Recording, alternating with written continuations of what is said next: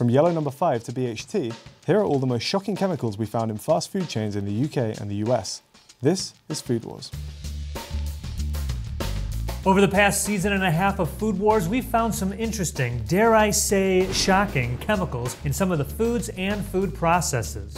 We've created this compilation of these moments, and Joe and I are going to react to them now. Sure, we may not be food scientists, food experts, scientists, or really anything, but we do have these fancy lab coats, which I think gives us some credibility.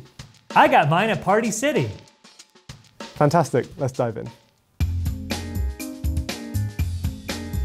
You know, the only difference is that our pepperoni contains beef.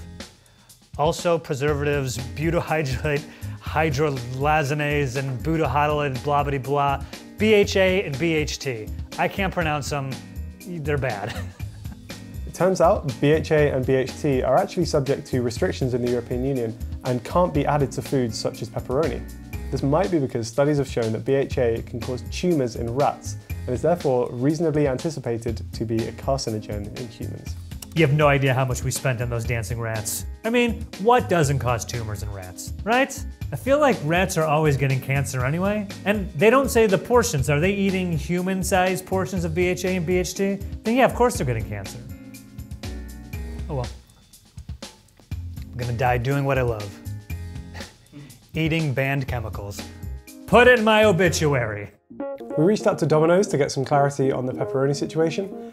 We got our info from their ingredients webpage. However, when we checked with them, they told us that their information was incorrect, and they've updated it since to say that BHA and BHT have now been removed from the pepperoni. I think this happened at some point during 2018. They couldn't say exactly when, but Joe, it sounds like you're okay after all.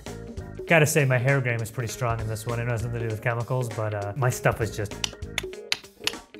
my hair's locked in on this one, buddy.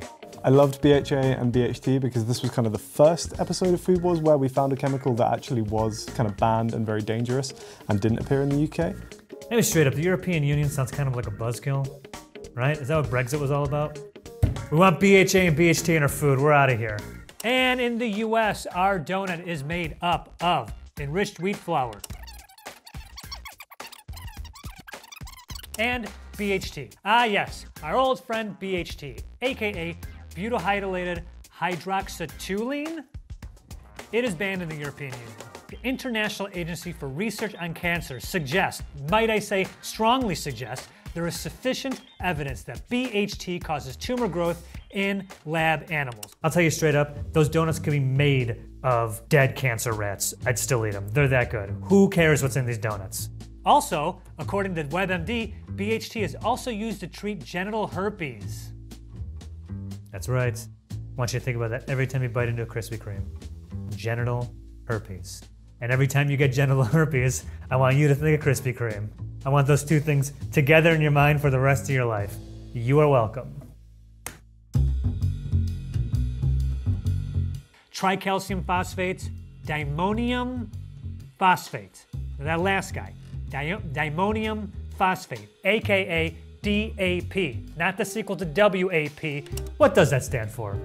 It is also used as a fertilizer and as a fire retardant. So when we have the next wildfire outbreaks in this state, because it definitely will happen, we're gonna start dropping Krispy Kremes on those wildfires. Problem solved. One thing we need to note about the US Taco Bell menu is that items like the Baja Blast and the Doritos, Tacos Locos, I think the shells, have an ingredient called yellow number 5. Yellow number 5 is not in the UK, of course it's in the US. In the UK, you usually find yellow 5 referred to as Tartrazine.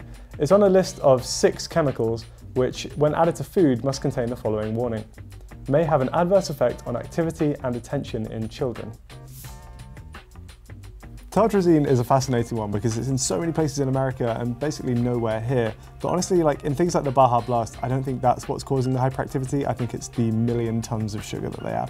As a medical professional, you're not going to Taco Bell because you're concerned about what's going in your body. You're going to Taco Bell because you don't care what's going in or out of your body, apparently. In some cases, it causes itching and hives in people who eat it. Disgusting. Itching and hives, yep, that's fine. I feel most people who eat that food already had itching and hive issues anyway, so if it's not coming from the Taco Bell, it's coming from, I don't know, sleeping on unwashed bed sheets. Hey, I ate it growing up, and I'm perfectly fine. I should note that I have a full head of gray hair, and I just turned 23. What's up? There are a few things to watch out for on the menu at Five Guys. Yeah, like the hot dogs. For example, the pickles in the US. In the US, the pickles contain a food coloring called yellow 5, or Tartrazine. If this is added to foods in the European Union, my hair looks stupid in the Five Guys episode. Why did nobody warn me? There is one thing to look out for on the menu. If you're in the US and you get a salad, the croutons contain Azodicarbonamide, or ADA. This is a substance that's usually used to make vinyl foam plastics, which form things like yoga mats. It's actually been banned from use in food in the UK since the 1990s. So this is my comment on that yoga mat thing. It's always something. Even when we're trying to be healthy, our salad has yoga mat plastic in it. It's ridiculous. Like, why do our croutons have plastic in them? Just get regular croutons without plastic. It doesn't make any sense. Oh my God, I want Pizza Hut so bad right now. I know it's weird to stick up for a chemical, but I want to point out that to my understanding, again, I've done no research on this, it's not like they're making the yoga mats and then taking the chemicals out of the yoga mats. If you imagine the chemical, like one truckload goes to the yoga mat factory and the other truckload goes to Pizza Hut. I'm assuming, right? Or are they recycling yoga mats? If they're doing that, then never mind, that's really gross. The only ingredient in the US Chipotle that gave me a bit of pause was something called gypsum. Gypsum is also known as calcium sulfate hydrate, right? Okay, and Chipotle uses that in their tofu process when they separate the chunks from the liquid. Gypsum is also found in drywall, chalk, and shampoo. Of course it is. Now, does the gypsum stay in the tofu or is it just used for the separating purposes? I don't care. I'm never getting tofu from Chipotle. Don't worry about gypsum. It's fine. You know, they have those billboards for like every yeah. Like just this. And then next is gypsum. Don't worry about it. Yeah, you're fine.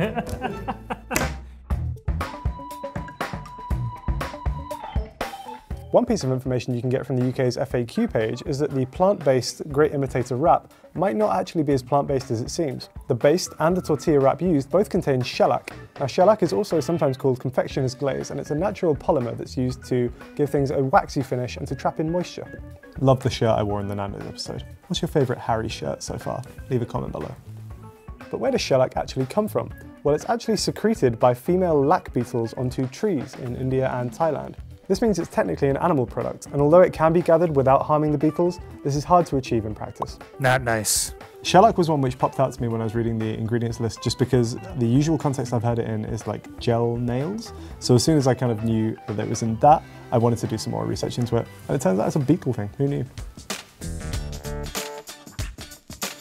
However, after combing through their ingredients lists in the UK and the US, we did find one or two things to look out for. For example, caramel colour. It's used in a range of prep products, from the dressing that they put on their salads to the caramel syrups which they put into their drinks.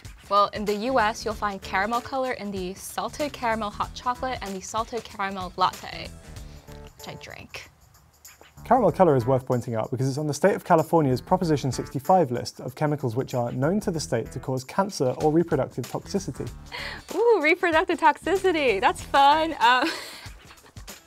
See, I was scared, but the good news is there's only 2 types of caramel color, classes 3 and 4, that contain the chemical that's to blame for this, 4-MEL. The bad news is that class 4 caramel colour does appear on the menu in the UK. While there is some evidence to suggest that the amounts currently in our food are pretty safe, the state of California banning it isn't a great look. Meanwhile, at a federal level, the FDA still says that there is no reason to believe that there are any immediate or short-term health risks presented by 4-MEL at the levels expected in food. So, kind of up to you. Whenever we reach out to someone about something like caramel colour, the answer tends to be along the lines of, well, you know, at its current level, it's fine. But surely if there's something which has a dangerous level, then just get rid of it altogether. It can't make that much of a difference. Come on, guys. The one other thing worth pointing out is the difference between the wraps used in the 2 countries. There's only one wrap used in the UK, and it's this one, a kibbled rye wrap. Here's the ingredients list. We also have kibbled rye wraps in the US, and the ingredients list is virtually identical. But we can also get a plain tortilla wrap as part of the falafel and red peppers and Pretz chicken part wraps. The ingredients list for this wrap is a little more alarming. There's 3 different gums in here, but it's actually the fumaric acid you may want to watch out for. It's an acidity regulator that's pretty common in tortillas. But the European Union says that while it's practically non-toxic, long-term exposure is probably toxic to your kidneys due to the results of studies carried out on calves and rats. Like a nice non-answer, like, we're not saying it's not, but we're also not saying that it is.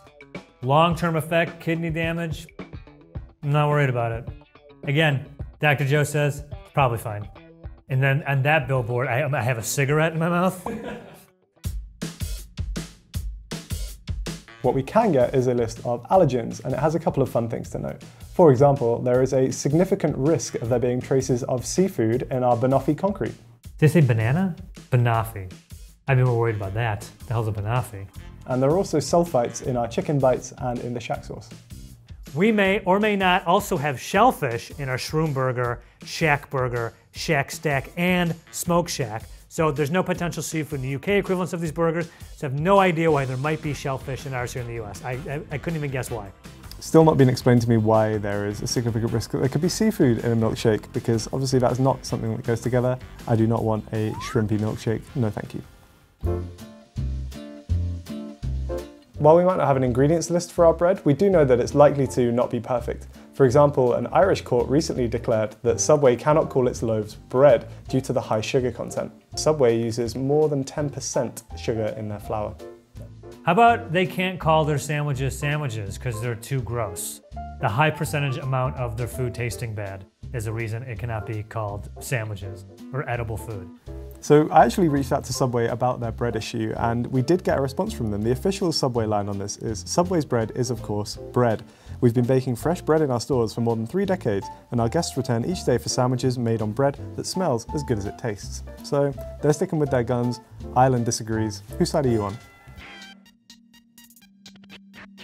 It's worth pointing out one other FAQ from the UK page, which is that the UK Nando's have explicitly committed to never using chlorinated chicken from America. Chlorinated chicken's been in the headlines a lot recently because it's kind of become the face of differing food standards between the UK and the US. It refers to the process of giving slaughtered chickens a chemical wash before they're packaged and sent to consumers.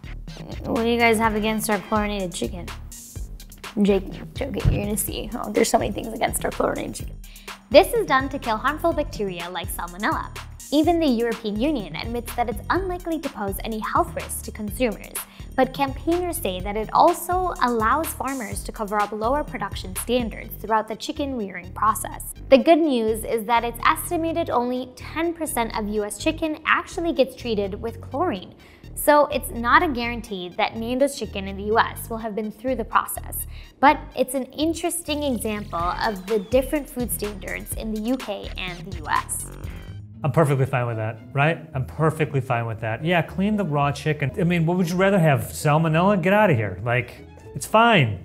I have never gotten salmonella. From what I hear, it's pretty awful. Trust me, I am a diarrhea expert, and it sounds unbearable. Give me a chlorinated dipping sauce with those chicken tenders.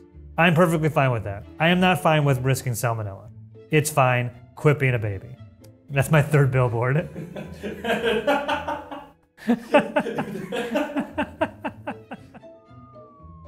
Cops are coming? You hear that? They're coming for your medical license. Oh, I gotta raise as many prescriptions as I can before they take it away.